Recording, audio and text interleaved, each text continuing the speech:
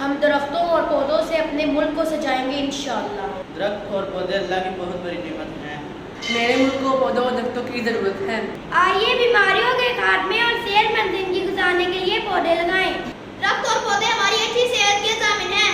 آئیے درخت لگائیں اور پاکستان کو بنجر اور ویران ہونے سے بچائیں۔ درخت ضروری ہے کیونکہ مجھے سانس لینے کے لیے آکسیجن کی ضرورت ہے۔ درخت لگائیں، ملک اور سرسبز بنائیں۔